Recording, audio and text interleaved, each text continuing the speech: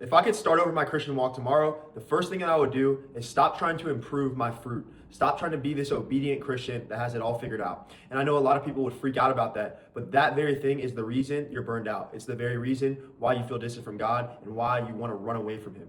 The moment you stop focusing on that and you focus on fixing the root is the moment that all your problems, all the burnout, all the shame, the condemnation is going to go away. We have been taught that sin is just an action. So we have been taught the more we stop sinning, the more worthy we become.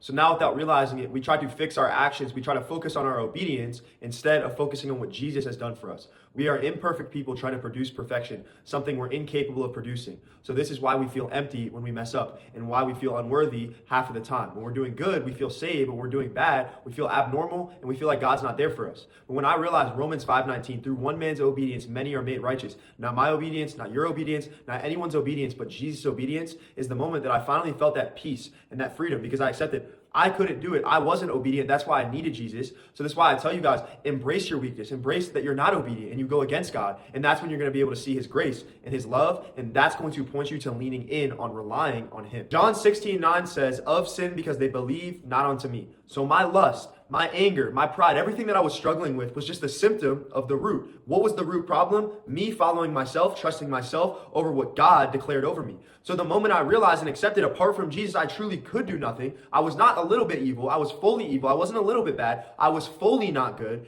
Is the moment that I was able to rest in Him and I was able to accept I couldn't do it, but that's why I needed Jesus. And now He imputed that righteousness onto me. And God calls me perfect. God calls me sanctified, washed, made new, and everything good you could imagine. So now I move from that identity. Instead of moving for victory, I move from victory. So stop fighting sin to become something. Stop thinking that God needs you to repay Him. He doesn't. Jesus paid the penalty in full, and that's why He said it is finished. All God needs us to do is accept what He says and accept we couldn't do it and He had to do it for us. Now we can rest. And when we are resting, we have security and we have peace because it's not about us. It's not about our actions. That's what's producing the shame and the condemnation. It's about Jesus. And when we are in Jesus, there's no condemnation for us, Romans 8:1. So start fighting sin because you have already won, not because you won it, but because He won it.